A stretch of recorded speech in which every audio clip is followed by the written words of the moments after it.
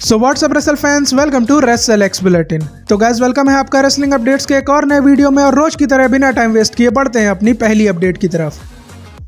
सबसे पहली अपडेट जुड़ी है ESPN और WWE की डील से, जिसके बारे में मैंने आपको कल बताया ही था कि USA वालों को 2026 से ESPN के स्ट्रीमिंग प्लेटफॉर्म पर ही WWE के PLEs देखने को मिलेंगे। और इस डील में पहले कौन सा PLE होगा उससे रिलेटेड अपडेट सामने आ चुकी है, जिसके हिसाब से रेसलमेनिया 42 से इस डील की स्टार्टिंग होगी और साल में 10 PLE इस प्लेटफॉर्म पर देखने को मिलेंगे। और ये 10 PLE 12 नाइट्स पर होने वाले हैं, यानी कि अगले साल भी समर स्लैम हम लोगों को 2 नाइट्स की ही देखने को मिलेगी।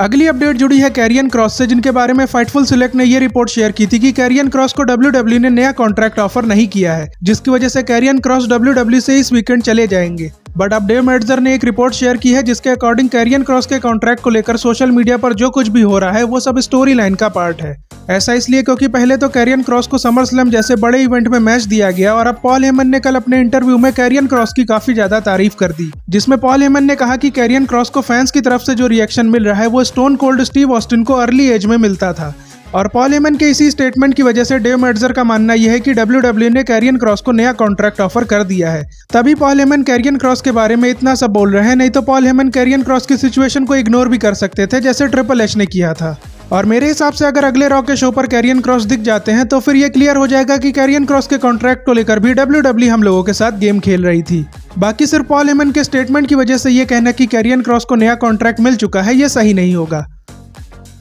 नेक्स्ट अपडेट रिलेटेड है साल में 2 रेसलमेनिया कराने वाले प्लान से, जिसके बारे में अब स्पेकुलेशन और भी ज्यादा तेज हो गई है, क्योंकि सऊदी अरेबिया के स्पोर्ट्स प्रमोटर तुर्की अल शेख ने अरेबियन लैंग्वेज में एक ट्वीट किया था, जिसे आप स्क्रीन पर देख सकते हो, जिसको ट्रांसलेट करने पर पता लगा कि ये ट्वीट किसी बड़े स्पोर्ट्स इवेंट को सऊदी अरेबिया लाने के बारे में है। और इस ट्वीट के आने के बाद से ही ये रूमर्स चल रहे हैं कि सऊदी अरेबिया को रेसलमेनिया होस्ट करने का मौका मिल गया है। लेकिन डेव मेल्ट्जर ने इस पर फैंस को जो क्लैरिफिकेशन दिया है उसके हिसाब से अभी ऐसा कुछ भी फाइनल नहीं हुआ है, क्योंकि WWE में अभी भी 2 रेसलमेनिया कराने के प्लान पर डिस्कशन चल रहा है। और ये जो ट्वीट किया गया है वो रेसलमेनिया से नहीं बल्कि किसी बॉक्सिंग इवेंट से रिलेटेड है। बट डेव मेल्ट्जर ने अपनी रिपोर्ट में यह भी क्लियर किया है कि इसका मतलब ये बिल्कुल भी नहीं है कि रेसलमेनिया सऊदी में नहीं हो सकती, क्योंकि WWE सऊदी से रेवेन्यू तो कमाना चाहती है, बट रेसलमेनिया को USA से शिफ्ट भी नहीं करना चाहती। इसीलिए WWE आने वाले टाइम में एक साल में 2 रेसलमेनिया कराने का प्लान कर सकती है, क्योंकि ये तो सबको पता लग ही गया है कि TKO बोर्ड को सिर्फ प्रॉफिट कमाने से मतलब है, उसे WWE की स्टोरी लाइन और रेटिंग से घंटा फर्क नहीं पड़ता, जिसकी वजह से साल में 2 बार रेसलमेनिया होने की पॉसिबिलिटी काफी ज्यादा है।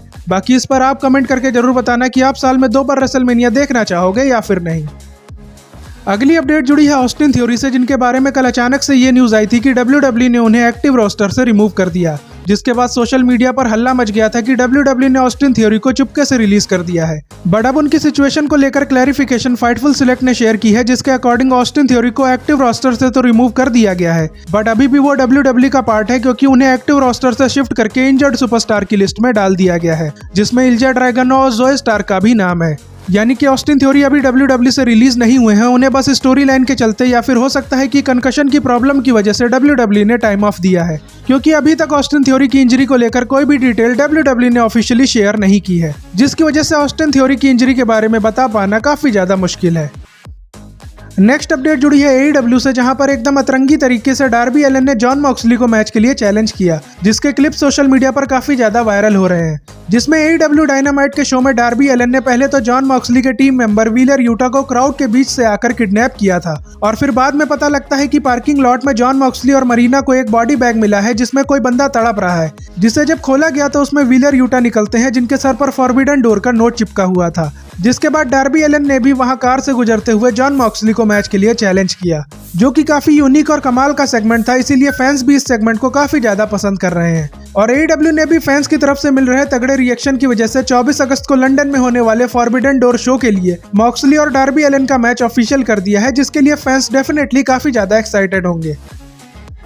नेक्स्ट अपडेट रिलेटेड है ब्री बेला से, जिनके रिटर्न का इंतजार WWE फैंस काफी टाइम से कर रहे हैं, और अब एक बार फिर उन्होंने अपने रिटर्न को अपने पॉडकास्ट शो में टीज किया है, जहां पर वो जब न्यू जर्सी के फैंस के बीच पॉडकास्ट कर रही थी तो फैंस वहां पर यस यस के चैंट्स लगा रहे थे, जिस पर ब्री ने आंसर दिया कि वो यस चैंट्स को WWE में वापस लेकर आएंगी, जिसका मतलब साफ है कि आने वाले टाइम में ब्री अपना रिटर्न डेफिनेटली करने वाली है, जिसमें देरी सिर्फ लिव मॉर्गन की इंजरी की वजह से हुई है, क्योंकि ओरिजिनल प्लान्स के अकॉर्डिंग लिव और राकेल अपनी टैग टीम चैंपियनशिप को बेला ट्विंस के अगेंस्ट समर स्लैम में डिफेंड करने वाली थी। बट लिव मॉर्गन की इंजरी की वजह से WWE को प्लान चेंज करना पड़ा, जिसकी वजह से ब्री बेला के रिटर्न में काफी ज्यादा देर हो गई है। बट होप करते हैं कि WWE अब जल्द ही ब्री बेला का भी रिटर्न कराएगी। अगली अपडेट जुड़ी है ब्रॉक लेसनर के न्यू कॉन्ट्रैक्ट से, जिसके बारे में ऑफिशियली तो कोई न्यूज नहीं आई है। बट पॉल हेमन रिसेंटली एक इंटरव्यू शो में आए थे, जहां पर उनसे जब ब्रॉक की डील के बारे में पूछा गया तो उन्होंने कहा कि ऑब्वियसली WWE और ब्रॉक के बीच नई डील हुई होगी। और पॉल हेमन ने ऐसा कहा है तो ये तो कंफर्म है कि ब्रॉक लेसनर ने WWE के साथ नया कॉन्ट्रैक्ट साइन किया है, जिसके बारे में हो सकता है कि आने वाले टाइम में और भी डिटेल हम लोगों को जानने को मिले। इसके अलावा ब्रॉक को रिटर्न कराने पर WWE को मिल रहे क्रिटिसिज्म पर भी पॉल हेमन ने बात की, जिसमें उन्होंने कहा कि केस में इन्वॉल्व होने के बावजूद WWE में ब्रॉक लेसनर के रिटर्न करने से मैं बहुत ही ज्यादा खुश हूँ। और जो लोग इसे क्रिटिसाइज कर रहे हैं उनको मैं ये बताना चाहता हूँ कि उनके क्रिटिसिज्म से ब्रॉक लेसनर को WWE के शो से कैंसिल नहीं किया जाने वाला। तो जिनको क्रिटिसाइज करना है वो क्रिटिसाइज करते रहे, क्योंकि इस टाइम ब्रॉक के फ्यूचर को उससे कोई भी इम्पैक्ट नहीं पड़ने वाला। यानी कि पब्लिक ब्रॉक लेसनर के रिटर्न को जितना भी क्रिटिसाइज करे, बट WWE ब्रॉक को फिर से रिलीज नहीं करेगी, जो कि ब्रॉक लेसनर के फैंस के लिए काफी बढ़िया न्यूज है। अब बढ़ते हैं अपनी फाइनल अपडेट की तरफ, जो जुड़ी है रोमन रेंज से, जिनके बारे में आप लोगों को ये तो पता लग ही गया होगा कि रोमन क्लैश इन पेरिस के शो में भी होने वाले हैं, क्योंकि WWE ने क्लैश इन पेरिस का जो पहला पोस्टर रिलीज किया है उसमें सिर्फ रोमन ही दिखाई दे रहे हैं, जिससे ये कंफर्म है कि रोमन इस शो पर कम्पीट करने वाले हैं। और इसके अलावा अच्छी बात यह है कि WWE ने 18 अगस्त वाले रॉ के शो के लिए भी रोमन को एडवर्टाइज कर दिया है, यानी कि रोमन की अगली अपीयरेंस हम लोगों को उसी शो पर देखने को मिलेगी। और अब जब Roman officially clash in Paris के लिए एडवर्टाइज हैं, तो आपके मन में सवाल जरूर होगा कि रोमन का ओपोनेंट उस शो में कौन होगा। तो उससे रिलेटेड ये रूमर सामने आ रहा है कि ब्रॉन ब्रेकर और रोमन के 1-on-1 मैच को WWE क्लैश इन पेरिस में करा सकती है, जिसके बारे में अभी कोई ऑफिशियल अपडेट तो नहीं आई है, बट इस मैच के होने की पॉसिबिलिटी सबसे ज्यादा है, क्योंकि समर स्लैम के पहले से WWE इस मैच को टीज कर रही है, जिसकी वजह से ये मैच क्लैश इन पेरिस में देखने के लिए मिल सकता है। बाकी ये तो हम लोगों को 18 अगस्त वाले रॉ के शो पर ही पता लगेगा कि रोमन ब्रॉन ब्रेकर को ही फेस करेंगे या फिर WWE सेथ की फैक्शन के साथ कोई टैग टीम मैच कराने का प्लान कर रही है।